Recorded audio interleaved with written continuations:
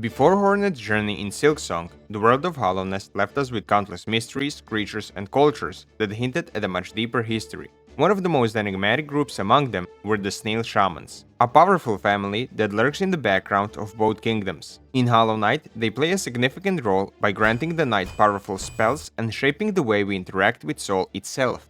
But in Silksong, their importance expands far beyond that, becoming deeply tied to the story and its underlying lore. And yet, we still know so little about them. Alongside the Weavers, they are the only group we directly encounter in both Hollow Nest and Farloom, and they seem to be far older than the kingdoms themselves. But despite this shared presence, their roles within each kingdom's story feels entirely different. In both kingdoms, however, one thing remains consistent. The Snail Shamans act as conduits for magic, or more specifically, soul. All snails, or at least the shamans, possess some ability related to soul. But what exactly is soul? At its core, soul appears to be the force that animates every living being. It is so abundant in Hollow Nest that it seems to permeate the air itself, much like silk does in Farloom. And just like silk, it can be gathered, stored, and manipulated to create spells and enchantments. And even though we see far less direct use of soul in Farloom, it's clear that the shaman's abilities still rely on it. This is made clear when Hornet attempts to enter the Red Memory while cursed, and the Caretaker states, "Our powers all of soul, and that thing's all physical." This confirms that despite silk being so bountiful in Farloom, the main source of shaman's abilities is still soul, and the charms in Hollow Knight give us insight into these abilities. From what we can gather, the shamans can absorb soul from the world around them, conjure spells and manipulate their size and power, and draw soul from still living creatures, though this is a forgotten practice no longer used by the shamans. Another detail that ties directly into their abilities is their design, specifically their shells. Every charm connected to the Snail Shamans carries a distinct spiral motif, a shape that is seen in nearly every shaman's shell. The only unclear case is the shaman found in the crystallized mound, whose shell doesn't visibly display this pattern. But it's possible that its shell was altered by the crystals, and originally it did possess a spiral. As for the shamans in Bilewater and Soul Sanctum, their spirals could be simply hidden, so there's no way for us to know if they are also spiralless. Either way, the spiral appears too consistently to be meaningless, and the game itself reinforces this, through the Dreamnail dialogue of the Whispering Root in the Ancestral Mound, where we are given three key phrases: Soul Attuned, Spiral Focus, and Shunt Power. The second line, Spiral Focus, is especially important, because it suggests that the spiral is directly tied to the act of focusing and attuning soul. Now focus, true focus, is an ability most often associated with higher beings and their offspring. The act of focusing implies putting all of one's energy into one specific task. And throughout the game, we encounter various forms of focusing. The most familiar example is the knight's ability to focus soul to heal, a process of channeling power from within to restore oneself. But there are other forms as well. When defeating the Dreamers or the Hollow Knight, the knight performs a different kind of focus, one that draws in and contains the power of another being, and this form of focus was specifically used to capture the Radiance, so it's clear that this ability is extremely powerful as it has potential to trap a god. There is also an offensive form of focusing like we see with the Pure Vessel, as it focuses a spell into being during your fight in the God Home. The Godseekers take this even further. Through their masks, they are able to focus and manifest entire dream realms within their mind, and also give focus to fragmented entities such as the Void to give it a form.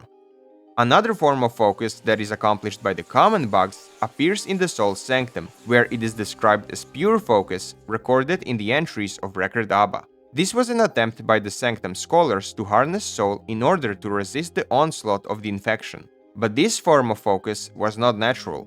It was artificially arranged.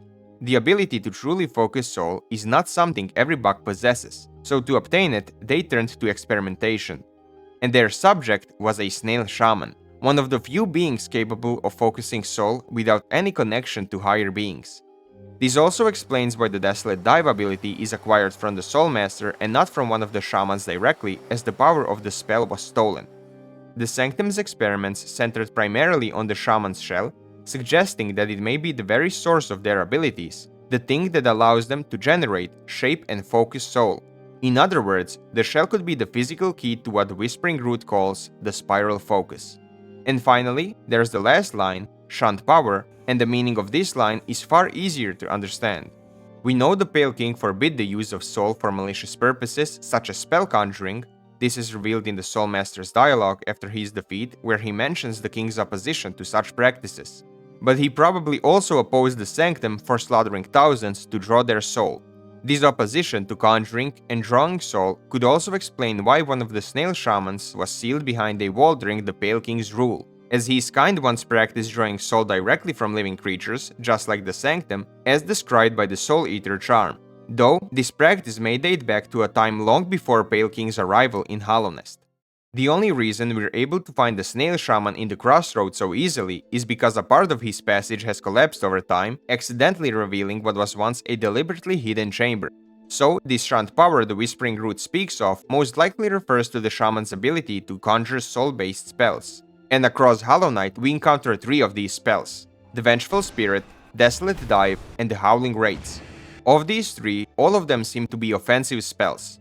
Each spell is designed to release soul outward to project it, whether it's a blast, a dive, or a scream. The purpose is to turn soul into force. And even these are only the beginning of the shaman spells we encounter throughout both games, since in Silksong we see a very different use of shaman's powers. Only one clearly offensive spell appears, a variation of the Vengeful Spirit used by Grohl the Great after absorbing the power of the Snail Shaman. In Farloom, the shaman's abilities seem far less focused on direct combat and more on utility, like conjuring portals and even entering one's memories. Alongside the 3 named spells from Hollow Knight, we are also introduced to the names of 2 additional spells in Farloom, found in the Ruined Chapel, that we never see being used: the Flickering Flame and the Anguished Aura. Although we don't know what these spells do, from them we finally get insight into how the shaman spells are created. Rather than simple incantations, spell creation appears to be a carefully arranged process, closer to potion making or alchemy rather than traditional magic. The Flickering Flame, for example, requires Mask Swirled Soul, brought and broiled, Stones Rage Baked, Crushed Powder Coarse, Shells Fresh from Pilgrim's Fallen, all prepared in a specific way.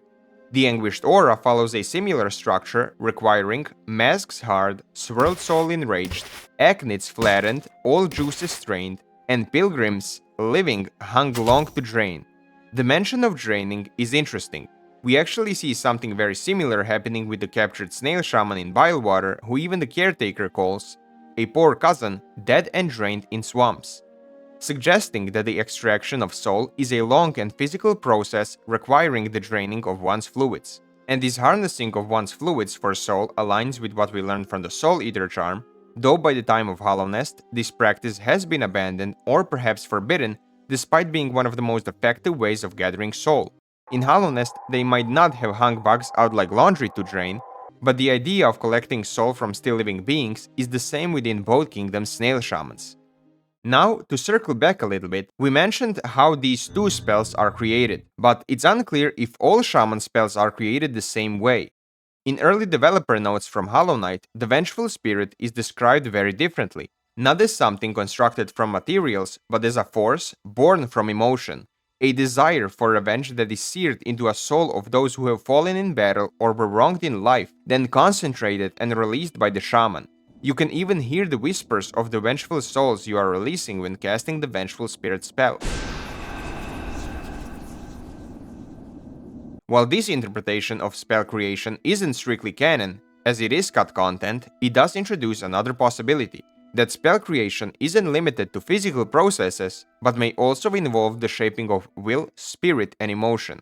This theory that not all spells are created the same way is even more interesting when we look at the spells that don't originate from Snail Shamans at all.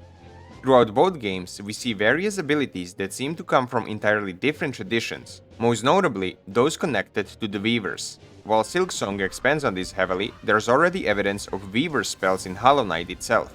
The clearest examples of Weaver spells are the Seal of Binding and the Hollow Knight's abilities, or more specifically, the Pure Vessels. Several of its attacks bear striking resemblance to the abilities we later see in Silksong. Its focus attack closely mirrors Rune Rage, acquired by defeating the Burst Sinner, while the dagger-like projectiles slightly resemble the Pale Nail spell you acquire from the Grandmother herself. Then there's the attack that summons massive pillars from the ground, an ability that doesn't directly match anything we see Hornet use, but it does include something interesting. A sigil that appears just before the pillars emerge is similar to the way a mark appears on the ground when Hornet uses the snare setter, although this mark actually resembles the sigil seen in the middle of the arena more than the one used in the ability itself. Nevertheless, we know that this tool was later used as a base for a spell that opens a massive gateway to the void, so it raises an interesting possibility. It could be that these sigils are used for conjuring, not just portals, but physical objects as well, kinda like alchemical practices. While this is interesting, there's no solid evidence to confirm any of this, so let me know your own thoughts about it in the comments below. Even among the Snail Shamans themselves, their abilities aren't limited to offense. While most of the spells we encounter are destructive, we also see more complex utility spells, such as the already mentioned portal they open to the void in an attempt to kill the Pale Monarch, and they are not merely summoning the void here like the Steel Soul NPC, they are quite literally opening a portal to the bottom of the Void Lake, as this thing is called a portal in the game files. We also see their more complex abilities in the ritual used on Hornet, where she's transported into her own memories to retrieve a physical object from them, and in the Elegy of the Deep. It also seems that these non-offensive spells require far more soul to cast. Their creation though seems to follow the same alchemical-like structure like the previous spells, relying on physical components rather than spoken words or written spells. And this makes sense, since these aren't mages, they are shamans. And their practices being ritualistic, sacrificial, and deeply tied to the physical and spiritual world bear a strong resemblance to the real-world forms of shamanism, where it is believed that power is drawn through offerings, transformation, and exchange. This idea is further supported by the early developer notes from Hollow Knight, which suggest that the term magic isn't entirely accurate for what we are seeing in the game. Instead, words like will, spirit, or force, and emotions like vengeance, longing, and rage are better descriptions. So, it appears that spells can also be tied to self-expression, since the shaman in the Ancestral Mount always ties the spell to the personality of the maker. And even if this isn't strictly canon, as once again it's cut content, it aligns almost perfectly with the spells we encounter in Hollow Knight. Vengeful Spirit embodies the emotion of vengeance, Howling Wraiths reflects longing, a desire to be heard, as hinted by the Dreamnail dialogue from the Fallen Shaman, and Desolate Dive channels unrestrained anger, something its creator is described as possessing. Now, these abilities, despite already being extremely rare, also possess more powerful forms when fused with the Knight, that being the Shade Soul, Descending Dark, and the Abyss Shriek. You upgrade these abilities by absorbing the essence of the dead Snail Shamans, at least for the Shade Soul and the Descending Dark. These transformations turn the spells darker, stronger, and most likely infused with void. However, this metamorphosis of the spells doesn't seem to come directly from the shamans themselves. Instead, absorbing the essence appears to awaken a latent potential within the spell, allowing the knight to merge his own essence with them. This is supported by the Snail Shaman's dialogue after you acquire the Shade Soul that states, "Your essence has melded with the spell. You must have found a powerful source to transform it in such a unique, expressive way." So if the shamans didn't originally create these darker forms of the spells, that raises an interesting question. When obtaining the Descending Dark, the shaman mentions his fourth aunt, implying some kind of connection to the spell. This could suggest that she created the void-based ability, but a more grounded explanation is that she once wielded a spell similar to the Desolate Dive, and the shaman simply recognizes the traces of that familiar power within the knight. In other words, he isn't recognizing the knight's spell itself as something his aunt created, but merely the essence of the spell now rearranged. I think when the knight absorbs the essence of multiple shamans tied to the similar abilities, those powers begin to converge, merging with the knight's own being and forming what a shaman describes as a unique expression of the spell. The Abyss Shriek, however, follows a completely different process. Instead of absorbing the shaman's essence, it is obtained through an interaction with a stone altar deep within the abyss. And this altar is not of shaman origin. In fact, the shaman himself admits that his kind never thought to seek power in the abyss, and that such abilities lie beyond the capabilities of his kind. When the knight uses the Howling Wraiths at this altar, the spell is transformed, infused with the void, and evolved into the Abyss Shriek. What's especially interesting is how the Abyss Shriek builds upon the Howling Wraiths. It doesn't replace the old spell, it expands it. The original chorus is still there, but now joined by the new voices of the void. That's why we still see some traces of the old spell in there, unlike the other spells that are fully transformed. This transformation likely occurs because both the spell and the altar are born from similar wills. The overgrown shaman's Dreamnail dialogue, "Hear me," echoes a desire to be heard, a longing carried through the Howling Wraiths, Meanwhile, the Abyss Shrine responds with "Our voices will cry out again." While this parallel in the Dreamnail dialogue and the design of the altar may exist partially for gameplay clarity, so that the players themselves can make some correlation between the two, it still fits the lore and doesn't contradict itself. So, the so-called dark spells aren't simply created by the Snail Shamans, but rather are formed through the night using the shaman's powers as a catalyst and the void within itself as a means of combining soul and void. However, there is one detail that complicates this idea. In Silksong, the caretaker mentions that the Snail Shamans have a fixation with the void, and that this information is so obvious, Hornet should have already known about it. And while there's no direct evidence to fully support this idea of Shaman's connection to the void for the Hollow Nest Shamans, it opens up a possibility. Maybe, just like the Moth tribe has forgotten about the Radiance over generations, the Snail Shaman of this age has simply forgotten his ancient ancestors' traditions. I mean, there is literally a soul totem in the ancestral mount, which we know has some connection to the ancient civilization, plus the shaman does call the night a shadow, a name only used by Hornet, Dreamers, and Divine, which indicates he might know the night's origin and is at least aware or fascinated with the void's presence in its shell.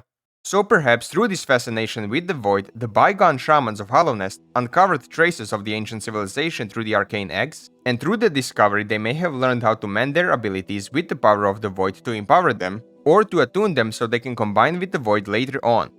But again, this theory does directly contradict the Snail Shaman's text that mentions that his kind, at least in the Hollow Nest, has never been to the Abyss.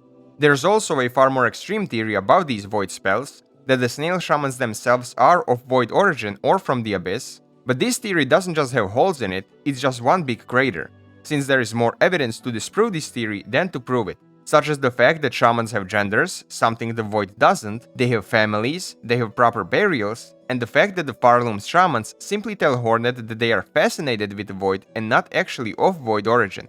But all this leads to another question. Where do the Snail Shamans actually originate from? Are they perhaps from Australia? While there is no definitive answer to this question, throughout both games, the shamans consistently appear as outsiders. They don't integrate into the kingdom's society, and they don't hold positions of power. And we find them most often living relatively secluded lives, far from the cities, though it doesn't always seem to be by choice. In Hollow Knight, they reside within mounds, structures described as being constructed from the bones and shells of innumerable dead creatures. These mounds also appear to predate the Pale King himself. In the Wanderer's Journal written by Elena, it is noted that the shaman's mounds seem much older than the surrounding structures around them. And this makes sense, as it mirrors something we see in real-world history. Burial mounds are among the oldest human traditions to honor and preserve the dead. And in Hollow Nest, we encounter 3 such mounds: the Ancestral Mount, the Crystallized Mount, and the Overgrown Mount. Although we see 3 different mounts, we only find one Snail Shaman capable of telling us more about them, and from him we learn that the shamans appear to be bound to these mounts. After obtaining one of the spells, he mentions wanting to visit his 4th aunt, but being unable to leave due to that binding. And more than that, he seems unaware of what has happened to the rest of his family, speaking of them as if they were still alive, meaning that he hasn't left this mount in a very, very long time, as by the time we find his family members, they are either overgrown with plant life or fully crystallized. Also, in the old developer notes for the Snail Shamans, there is a text that mentions this binding to the mounts, and it states, "At some point, hints that he cannot leave the mount." Cannot could mean he stays out of duty, or literally cannot leave. Now, it could be that the Pale King bound the shamans to the mounts due to the whole reason of shunned power, similarly to how Joni was deemed a heretic for using lifeblood and was exiled. But that explanation doesn't quite hold up. The mounts themselves are older than Hollow Nest, meaning that this arrangement likely existed long before the Pale King's rule. So, instead of something being imposed on them, a more likely explanation is that this is a part of their tradition. The shamans seem deeply tied to their ancestors, and these mounts may serve as both resting places for them and the sites of ritual. Also important to mention is that other than the terrain and the structures built around them, they don't appear to be physically trapped there. We see other shamans outside these mounts, not in the best state however, but we still see them. The one in the Soul Sanctum, and another preserved within the snail sarcophagus, surrounded by the shells of shamans past. Meaning, whatever binds them to these mounts, it isn't strictly physical like the chains that bind the Hollow Knight. Also, in the resting grounds, early development images show a room labeled Snail Couple, which suggests there may have been plans for another Snail Shaman mount. And this would make perfect sense. The resting grounds are essentially a graveyard, a place dedicated to death, memory, and preservation, exactly the kind of place where a structure like the Shaman Mount would belong.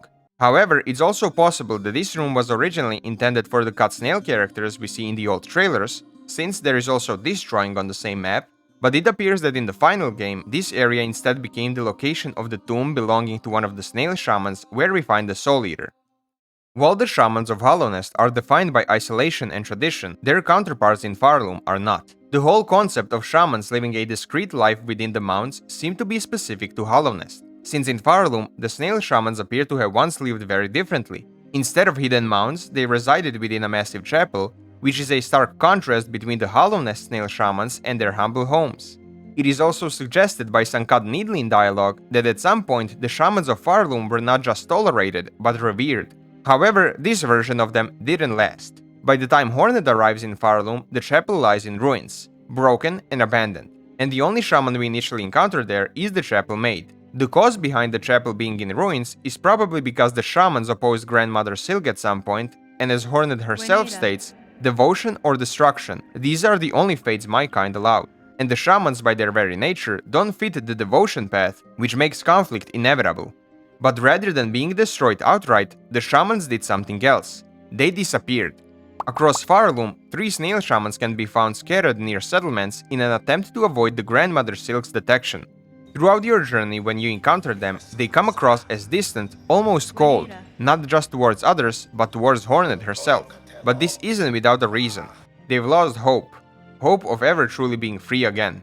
And yet, despite that, one of them has been quietly plotting, waiting for a way to challenge the pale being that rules over this kingdom. As your journey continues, and with the help you provide across Farloom, the caretaker, the shaman found in the Songclave, slowly begins to see something in Hornet. Hope. Hope not just for himself, but for the kingdom. This is even reflected in the Needlin dialogue shared by the shamans that mentions how they have been waiting for an opportunity, for someone to bring change, and that someone is Hornet. Hornet herself eventually realizes that the caretaker is no ordinary bug. Still, she doesn't push him to reveal his true identity, since that disguise is probably the only thing keeping him hidden, despite being the closest shaman to Grandmother Silk. Even if realistically, it is a bit dumb to think that simply throwing on a set of Citadel rags is enough to avoid the gaze of what is essentially a godlike being. After Hornet helps enough people throughout Farloom, the quest Silk and Soul becomes available, and this is where everything the shamans have been preparing for finally comes to fruition. Throughout their time hiding, they have been accumulating soul, waiting for the right moment to use it. And now, with Hornet's help, that moment arrives. Together with the caretaker, they arrange a plan, a trap, something powerful enough to challenge and ultimately defeat the pale being at the top of this kingdom. And against all expectation, it works. But just like everything involving the Snail Shamans, it comes at a cost. And that cost is the Void's presence throughout the kingdom. Following the morally grey and questionable success of sealing the Pale Monarch within the Void, the Shamans can be all found gathered within a hidden chamber of the ruined chapel. And their dialogue here is something we already covered. They mention that their kind has a fixation with the Void and how Hornet should have already known about this, something that seems to contradict the Snail Shamans of Hallownest. They also claim that their kind has not visited the Abyss in a very long time, but they are still able and willing to guide Hornet towards it, and with the help of Ballo you actually succeed in finding the Pale Monarch, but in her current location, not even Hornet can get to her. After Hornet returns from the Abyss, she brings with her a possible way to save Farloom from the Void, but achieving it requires the Everbloom, a flower so rare that even the shamans thought of it to be a myth. However, we already saw this flower in Hollow Knight, though it had a different name. The Delicate Flower. A flower so magnificent and rare that it can resist the fractured power of the emptiness known as the Void. And the only way to obtain it right now, aside from Hallownest and Zamir's homeland that are way too far, is by entering Hornet's own memories, as the silk within her shell has the power to recreate objects from her past if said object has been imprinted in her mind strongly enough. But for Hornet to access her memories, she needs the help of the shaman's magic. Although, a spell of that scale requires an immense amount of power, far more than the shamans currently possess, especially after their previous endeavors. And since they don't have the time to wait for their strength to replenish, they instead suggest an idea that even they are hesitant on. They want Hornet to collect the power of Farloom's original rulers by teaching her the Elegy of the Deep, a melody played on a string that allows Hornet to enter memories of others, not as visions or dreams, but as something far more tangible. spaces she can move through, interact with, and retrieve physical objects from. In a way, it's a lesser version of the spell Shamans intend to cast, but still powerful enough to achieve what's needed. And it's good to mention that this ability to enter one's memories to explore fully fleshed out areas and battles is actually a COD mechanic from Hollow Knight called Dream Diving that can still be seen in old trailers for Hollow Knight. And it also seems that these memory-based abilities of Shamans are unique to Farloom, as we never actually see anything like this in Hollow Nest. The closest comparison we have to these memory skills is the fact that the Snail Shaman can perceive when the knight uses the Dream Nail on him, something typically only seen among the Moth tribe, higher beings, and those closely connected to them, possibly suggesting that the Snail Shaman in Hollow Nest does possess some kind of memory spell that protects him from the Dream Nail and possibly from the Radiance herself. Also, before you set off to gather the old hearts of Farloom, you might want to pick up the Shaman Crest, a powerful remnant hidden deep in the ruins of this place, sealed into a giant shell, where you can bind the power of the Shaman's ancestors for yourself to increase the damage of your Silk abilities with the power of runes that can actually be seen while having this crest equipped. Now we all know how cool this crest is, but did you know that in the cut content of the game, this crest had much more tied to it? Even now there are traces of that cut content still present. Within this room, you can still hear faint whispers, echoes of the shaman's ancestors lingering in the background. Originally, these weren't just ambient sounds, they are remnants of a removed mechanic which can still be accessed by enabling a disabled listen prompt on the massive snail shell that would do this. Now you know who's whispering so much here. Although the animation of the eyes in the background is still partially present in the game, as you can catch brief glimpses of it when you're binding the Shaman Crest. Another thing that was removed was the appearance of the crest silhouette while you are binding it, similar to what we see with something like the Reaper Crest. And this animation would also appear during the Needling dialogue here.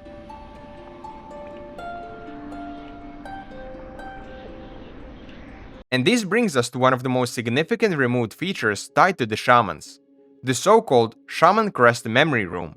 An unfinished version of this room can still be found outside the bounds just north of where the crest is located, and the eternal assets of this place are labeled Snail Memory, strongly suggesting that this was once intended to be a fully explorable memory sequence likely connected to the shaman's past, similar to what we see after defeating the Widow or the First Sinner. The room itself is in a rough, incomplete state, but there are still some interesting details. On the right side, there appears to be a doorway, though where it would lead to remains unknown, and in the center there's a large opening, possibly a focal point for the memory itself. Surrounding everything are massive spiral shells that kinda remind me of the shells scattered across Farloom's surface and even the spiral shells found deep within the abyss. One detail that also stands out is that unlike other memory-related spaces in Silksong, there's no threads, no silk, and no cobwebs. This might be due to the shamans having some sort of power over their memories, preventing any form of silk entering their minds and corrupting it, but it's also likely that we never see silk because the room was never finished. And the cut content doesn't stop there. At one point during the development, the Shaman Crest wasn't even meant to be found in its current location, instead it was obtained by binding the Caretaker himself, much like how you acquire the Wanderer's Crest or the Reaper Crest. But by far the largest piece of cut content surrounding the Snail Shamans is their original area. Early in development, around 2017 to 2018, two major locations existed that were later replaced by the Moss Grotto and Bone Bottom, that being the Bone Church and the Spiral Sanctuary. Bone Church in particular appears to have been a much larger and more elaborate version of what eventually became the ruined chapel. Based on early layouts, it would have spanned an area comparable to both the Bone Bottom and chapel combined. We can even see what appears to be the earliest versions of the bellways placed just above it, though its placement is strange as it would seemingly require access to the roof to enter the structure. And speaking of the roof, early designs show a massive opening at the top of the Bone Church, beneath which sat a cage, strikingly similar to the one Hornet is trapped in during the opening cutscene. This suggests that in the earlier versions of the game, Hornet may have originally awoken inside the Bone Church after her fall. Interestingly, parts of this concept still remain. The ruined roof we see in the game today is a leftover from the original design, though now far more collapsed and much lower than it once was.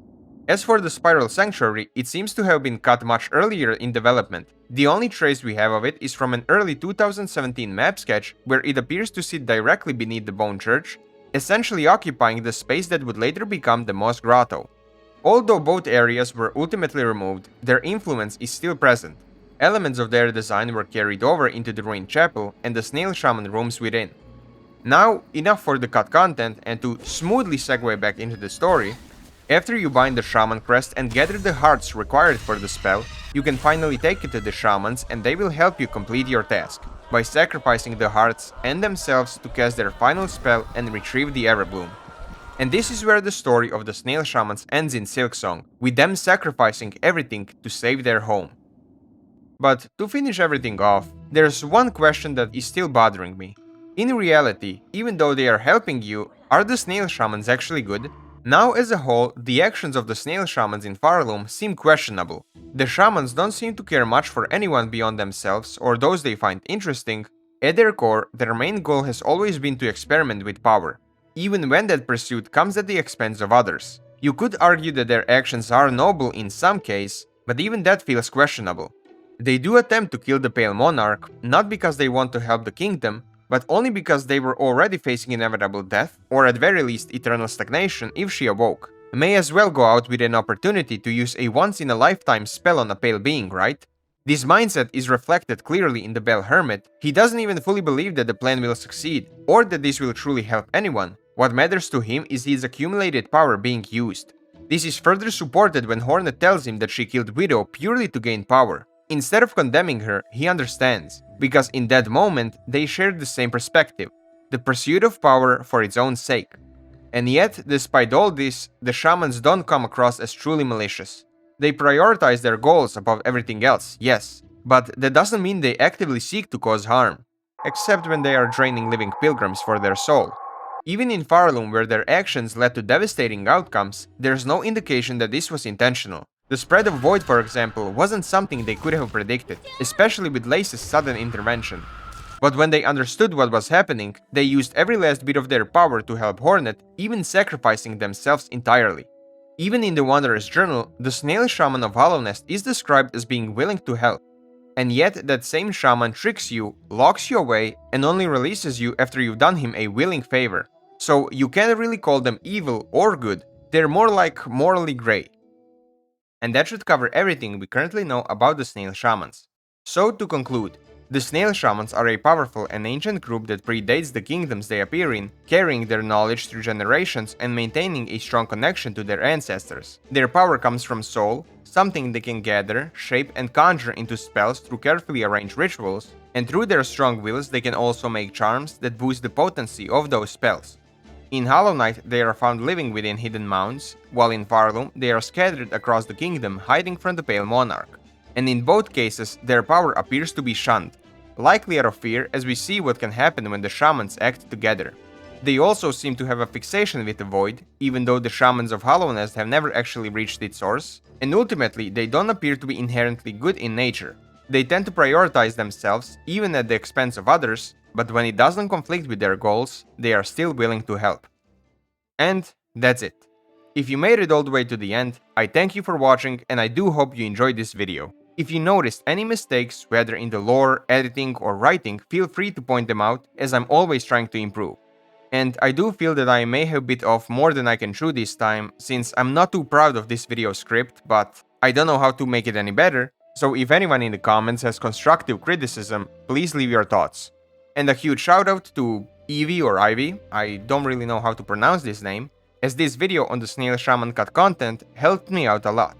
Without it, I probably wouldn't have figured out how to use the Unity Explorer mod to access all those features, so definitely go check that video out, the link for it will be in the description.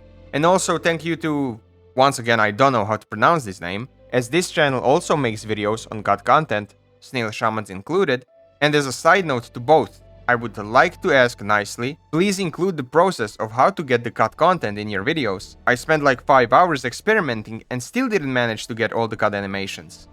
And so, that's it. Thank you again for watching. If you enjoyed this video, consider subscribing and leaving a like, as it means more than you might think. But until next time, goodbye.